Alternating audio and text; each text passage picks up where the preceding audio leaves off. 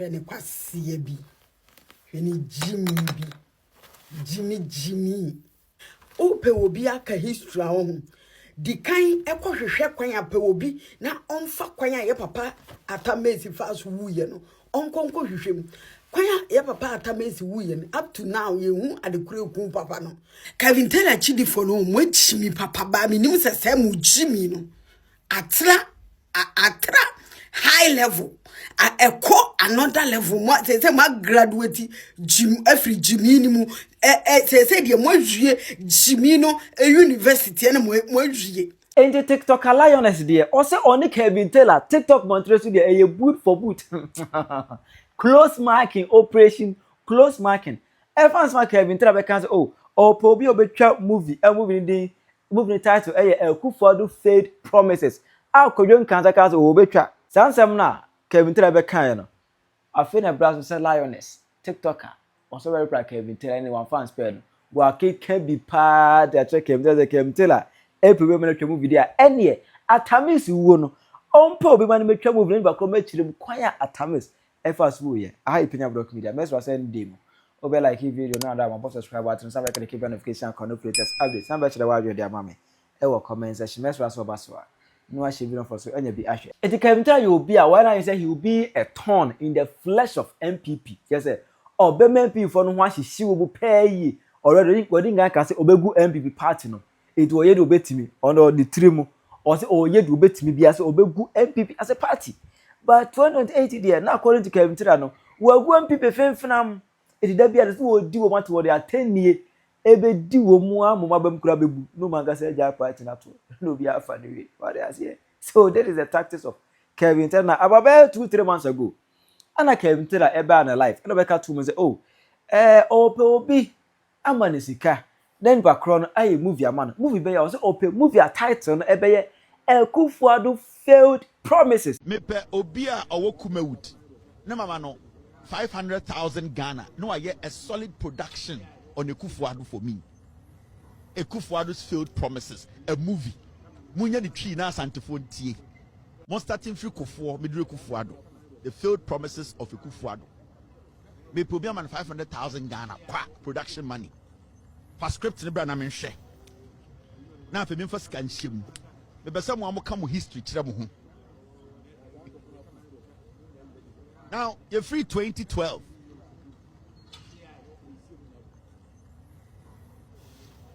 Kevin Taylor Oprobia or the storyline ebe twa movie correct movie e dia ma no obebo ho ka initial or the 5 billion ebe ma for start now there be bia be kire no na fe no diska ewura movie ni mo na wa ye amana kama e mo kan kura no kodwan cancel we ebe ga metima ya amana bro so basically this fa bi ka ho You want some part? Best if you want to be some shame, people that start to answer about and I can tell us how to count on my and then cheap. I said, open producer, as an actor, which me I just started come a fan another. Now I'm on a 500,000, which is 5 billion. Oh, okay. See my video, somebody name if I have time interesting me. Upon your 1 billion Ghana, but another solid account. Yeah, I saw one send another. Because I never have more being send another. See, you always have some member. but if you won't play Rasta, they say, we don't understand there's on me. I say, you're penny power facilities. And you go send a artist. the heights and as I go put it will be a as a account. okay. So, penny pana. Yeah. Or what breast Casem, it's an account you can tell when you're 1 million Ghana. I'll do it. Oh, yeah, baby. Best story I'm sure. Hey, David, can't video. Fabika will become me ye he story how person efe bia me kodwen cancel we me ya mana ye fe amana ye kama abroso everyone they head and take Kevin Taylor and can be na lioness TikToker lioness echire mu say Kevin Taylor say o problem na twa movie dia ene eye but storyline are using the obeboka storyline agana for ye interested in a o mu pemotie eye kwan Atta Mills efforts wu ye ni wo na ye pe obi na wontwa movie na ba kro ni mekire emu ye nkire Ghana fo na movie na pese otwa nde eye nkwa ase na pese wodie Mepe obia owo kumewut. Na mama no 500,000 Ghana. No, I get a solid production on Akufo Addo for me. Akufo Addo's failed promises. A movie. Munya the tree na santifo tie. Mon starting free Kufo, midre Akufo Addo. The failed promises of Akufo Addo. Me probia man 500,000 Ghana. Kwa production money. For script ne bra na men share. Na fe me first kan shim. Me be say mo am history kire mo ho. Hwene Kwaseato bi. Hwene Jimmy. Ope obi aka history ahụ di kan ekohwehwe kwan ape obi na onfa kwan ye papa Atta Mills fast wuye no onkonko hwehwem kwan ye papa Atta Mills wuye no up to now ye hu adekure ku papa no enti Kwaseaba se wupe obi amana ka history a upe obi amane de Ghana nsema ba abeto abonten di kan pe obi no active emfa kwan ye papa Atta Mills wuye aye ni funu bono taxi mu ne yesi ye de koto ye no di kan epe obi no wonye saa ehihye no emfama wa boaba wo papa hu fi chimifuo fa wano fon fa kokotwi binim o pe obi a ayi fail promises a busa John Mahama ba ye ndie no ya magana wo kwase mpani wo kasa ma Ghana fo kwasiafo no mudi wachi no ebedi wachi no on kwasia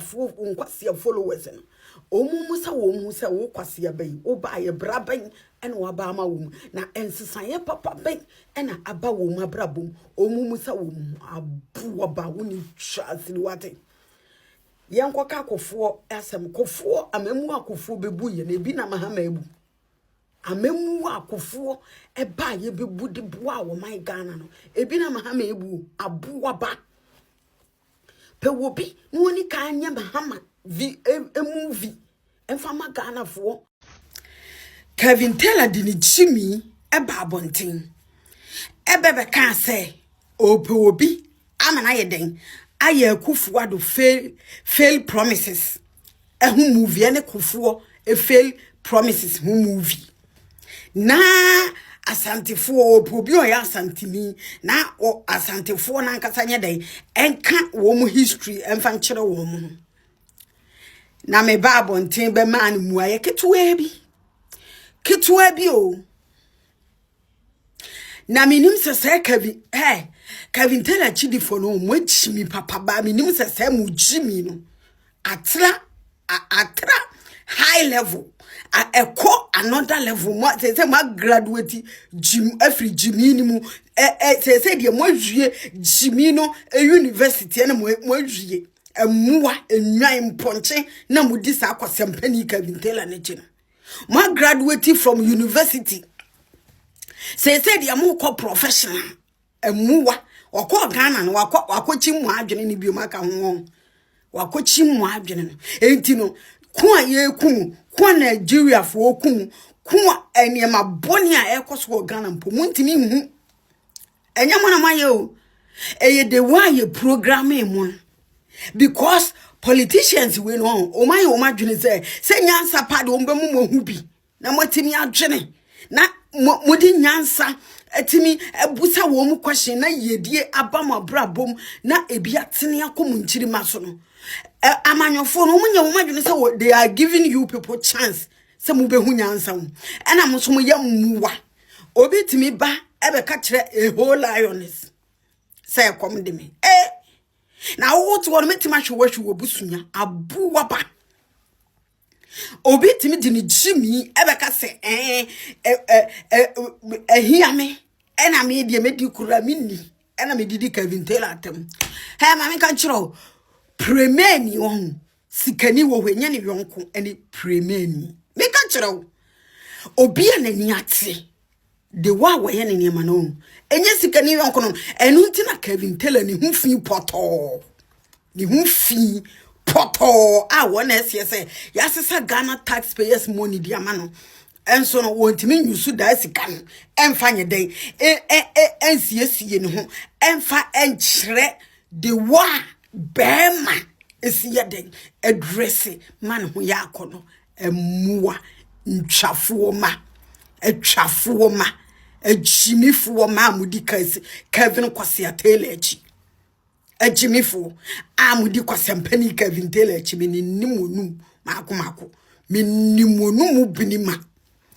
na me obedi matema mfa me hu me de wateni na me de yede ene na mo cha ase edi atamana because obedi matema o minim se wagimi Kevin Taylor echi di phone odi matema o minim se wagimi but sometimes no me yede me videos no me do comment section because me pese shewura wutike mu tunti me ntwere hwe enya mateni no me ti akwa me anya bibia mpo no bikuta nkwada wa abruchiri nti me nya adwuma mpo ehia me da ehia me da me ka kire mo amuwa no Kwaseafo Kevin Taylor Kwaseampani ni a wo hye ne yire kitchen wo hye kitchen yo wo hye basement wo ayi America ho no wo jimi en wo hu se mo no mo yam muanti no o yusu mu Kwaseafo mu musa mo ho se Kevin Taylor ese won e kasa mahama bai no ensesa he ben na abama brabum amuwa mudi amanyofu achi mudi andisi achi se muwa mudi andisi achi se mponche mudi andisi achi se nwan empreko mu ho afifie fi muja mo yire mu ho fi ho mo yire mu tiri mu fi mo yire mu ho kankan mu nua ma mu ho afifie fi muja wo mu ho na ma ye maje se mo ba abedi a whole lioness the lioness ba ko pe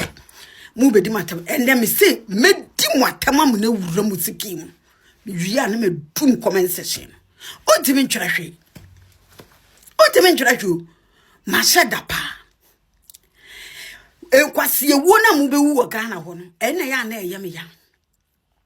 emuwa wo na mu wo Ghana ho no eno na ya na eye me ya na me chiru se bie wani na fa hwe wiase na wo be di NPP atem because me wo di NPP atem me nya NPP ni me mfa wo ho o pe di NPP fo atem wo nkwa na nyina enya masam because nya NPP na to aduane ma me di MPP besi akonya no so no wa ma meta €1 kura so mfa nto aduane ni eti wo ba na be di NPP fo atema enya masam na sa Kwaseampani Kevin Taylor woni mu nyansa onko kankyere ayawado ompe obi obetima ye video movie afa ne papa Kwaseampani no ote ayawado na ni fi no ana fra torotoro na anima moamoa se konko no ompe obi na wonye saa movie ni mfama no na ompe obi nye mahama ni fail promises are what promise NDC for boni omadi woka o my Ghana no fake doctor na wode ne bre Ghana for no Kevin Taylor Kwaseampani fake doctor na wode ne bre Ghana for no pe obi na wonye hu movie no wonfa bra bonten na Ghana for na wo brain wash wo mu no pe obi na wonye hu movie no wonfa bra bonten abu waba nfi mwire wuje kurazini bema wo hye ye kan say wo hye la costa ne konyi na jagajage o la costa wo di si page ni so no eno na ade ko Ghana abuwa wonu kankan Kevin Taylor wo sin abro wonufu abobo wonufu se de yemiemia sabe de wo yiri so ma na ho wuzu se kiki Kwaseampani ni biba abuwa ba me na me se me fam ho me mfa mo ho watani no enka me quote na aka me shirt o me mfa mo ho me nimonum wo ba bedi matam a me se me nimonum ebirima Kwaseafo wo me so le kom ne me dia me pem timi to na wo project ni pa ye no masa eni pa nkasa bebre o nya media no so no obi abekere no Kevin Taylor no dia anya bibia de Ghana sika ena yeden taxpayers money any asesa ma no Kevin Taylor na obebetina ni page so then time no na okoma mahama odi ni jimi koma mahama no wo sire sika no Kevin Taylor no wo sire sika o monsa ni me say na me fa enhwe TV no me fa hwe me TV station no na menye na Kevin Taylor sire sika 1 cedi 2 cedi 2 cedi amuwa ene mahama ba ye no ene mahama besi akonya no so ye no wasesa musika ye de besi asupiti ye de babo mu ho bra no mahama asesa de ma Kevin Taylor na Kevin Taylor so wayeye ento no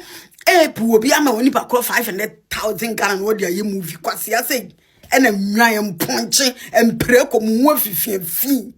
mu afifiefi mo se apropro mo kankan mu didi nachi se Kevin Taylor enye den endane mu ntwan ne mpreko Kwaseato edinu ye den the lioness. You don't fear anybody. Muwama. Tibet koko kuafo. Ana MPP for no, our politicians we don't want them we have straight. And communicators no, and the me some ya jandambi, and a koko bo ya tum, and a Jomahama can say, and a Davidina a jandam, omoboa. Koko kuafo ankasankasa, ubusomo said, no much slim before any after no at the same, do it national metro, and which no macum ever seen. Kevin Jimmy Taylor. Jimmy no Jimmy. Jimmy. Where's Woody Baby Jandam? Where's so? Wo Baby, O be Jandam will. Joma, Baby shall queer 4 bo. Aye, all pe womuko krumuti. All pe queer 4 milk queer 4 to a barmanutina. O Baby share bo, so o Banwa Baby 2 queer 4. Omuko botomu edia ko 60 million se saying a omutu abama no na Joma ma baya wa babe dada akuafo a akuafo ne ka no o se den we so wo de babe ye jandam o be kansam. So you think say Ghana ho no nkwa na onim nyansa Jimmy fo ba because Ghana fo no ena amu mu kwan Ghana fo no ena wo Jimmy no wo Jimmy kakraka no omuntimi international mu hu se wo no wo ya bua wo Jimmy a wo ye nipa bonini a wo ye selfish a wo no umpe Ghana ni bia yedie ka wo nkwa wo botom eniema nkoy mahama eboa obehye Ghana fo obehye akuafo a akuafo ne kire se eboa mahama behye wo mu na nya no wo di so no wo pese obetena obeye asem no obeye no obedane asem nani because you think so ni nyansa Jimmy fo ba a wani bradie wani brisika a wani bradia Ghana taxpayers money a yede bo hu kantino. You want to do everything possible to pack so bema wo bottle aye full. Oh person, you do everything, you do jandam to cover everything. You don't want Ghanaians to open their eyes. Aye, and until no better with Jimmy Sano, Ghana kuafo ni abre a wo mu say Joma ma boa won she wo mu no or omlan wo mediso no opeso be ye we hu jandam opeso be ye de frakadam na be obetu anwiani futuro egu Ghana fo ni be ka kire Ghana fo say MPP fo na ye jandam wa bre ye wo ana wo ye jandam de say kuafo no so mbetena ho ama wo Jimmy te say wo atu futuro egu mani dia ene wo se wo mara wo ene se wo mara Jimmy fo we esora no wasi internet no so no wanya mmoa edi nachi ti he thinks say wa wie bibia ai Ghana fo you people should shine your eyes akuafo monko so nkasa mprimu ntum na sika na eguma dem eguma hama ne nkofo dem mu dibi amasa akwasempeni we yadi to internet ne so 247 and wo ye jandam enye wono na aye sika wasi ye de bo Ghana fo nyina ho ban na obi ahoto no ya sesa ne nyina ama no kwasempeni we ye de ne tra convoy mu na national security agimi fo no so no mu di nachi ewe ya bo ban because they say one na ye mampanini ahama de wono no wotenche yo se Ghana fo you people think say mo mampanini a mo mampanini kwasempeni Kabintela abusia me da se bebre din ye de lioness me da se bebre be sai de hie bi she video ni ma so my him edi me matam o kan we are no public ko bufi na so ko due tutu o ma no se ndan uyo dan mo se nka mama me ne mo a akabrim ti be hye binim Daddy Lumba kan was in parfum and a canfum nti enye nwanwa Kwaseato ni parfum and a cansem fum Daddy Lumba moa we na aba kumasi aba Ghana no obe jimi no wo no obi di na tema ye ne ya Kwaseaba o ma me we nipa e chan ayi maame fo na wodidi wo matem wo bebre wo wiase wo sa akwa wi wo sa akwa ya wo fi wo bebre wo wiase pa wo bebre me bia ka wo nchiri manyina wo sa akwa ya wo fi poto wo mo wire nyina ewu wo fo abobo wagya wo maame hu fi ho wo maame fu kankama wo maame na o si ahyawo de wo won o maame tutu ni na o si tutu de wo won wagya ne ho sa wo maame ni we mu a anka wo de wo mu ti be de ebe hye binim before wo beba say ya na wo ba be didim amanfo maame matem no eye di kan fa wo maame beto so wo tantantan wo yire wafa wo yire nufu no wo yire na nanim se wo wo no nanim se kyerebe ne a wo tene no wo yire na nanim aye fia te se wo wo a wasole agina no ne to abehye ne mfe no wayi wo yire to be ma besi aba wayi wo yire to na wo de abehye wo nufu na wo de nam na wo nufu abobọ kutukutu ne gina so ena wafon wo yire to no wo yi biwie wo yire to na de be hye wurufu na yi ne twa so no ena ade ba be wo de be wurawura wafunu mu to wo yire ne twete se nkase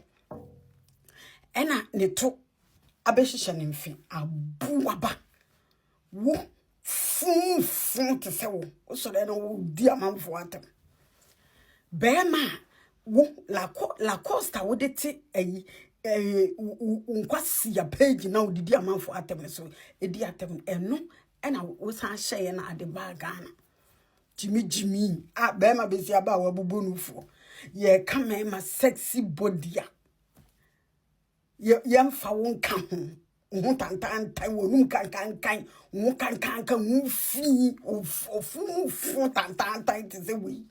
Daddy Lumba kan was sitting pa fun ene kan fun nti enye nwanwa Kwaseato nipa fun ene kan sem fun Daddy Lumba moa we na abakumasi abagana na obejimi no wo no obi di na tem aye ne ya Kwaseato yi obi di na tem a eye ne ya nipa fun sei fun pe wo Kwaseato ni we yenum abu aba jimi ya na num kan ne ho tantante ode ne nam Ghana we ena mahama sisa taxpayers money dey born ho ba ya boy ena na chidifo emponche ni nwan ni mpreko no ene muwa na omugu bola so omudi na chi no omuti mu obi anka boa ba wi asema ahiafo ma na omukoto data wan Ghana no omudi abetre internet ni so mu jimi okeka kwase ya asema na obi abejo no obedu atem obeko akohwe nipa profile ni hu fi ojina bola so no atwa picture na da ni profile na obedi the lioness ba ko pe no obedi matem na mo Kevin Taylor no osuro me because me obedi matem a onu anemu mu nsem ne ho fun tantantan no ne mo wure na ewuo no kurasi ni bia ni so ade ne kokko Kevin Taylor ni ne kokko ohun kokko a no mu de wanya boa ba we Ghana force so na Kevin Taylor abebre wu wi aso bebre sana be wo abuaba God go punish you tender fire your mouth wanu wonu kankan wanu atwentwum se kanaman ya wasotwe abuaba wo bebre wo wiase pa uvi so be fa hoadi boni na wudi uvi so be fa hoadi Kwaseato o maame ni kumase fo ma ka do mbe hye binim kwana kofa wo maame na wo maame ho dan say the one me ma dwiri say me fire wo maame no but I don't go after mothers. That is why I'm deciding yam jaye abuaba na say wo so na di kumase fo maame fo ate say wo maame ni wo ho ka de wo mu be hye binim kofa wo maame fa ni hye binim Kevin Taylor fa wo maame hye toilet mu fa ni hye binim because wo maame wo say wo di hye binim asa na wo kaka obi maame asem abuaba jimifo abusia edini ye the lioness she video no ne nkoto Kwaseato mpani ni we jimi mu jimi ofu ene kansemfu we didn't see TikTok lioness abeka edache Kevin Taylor ubetu achire wa adwene amame e wo comment section aha Penyah Block Media agra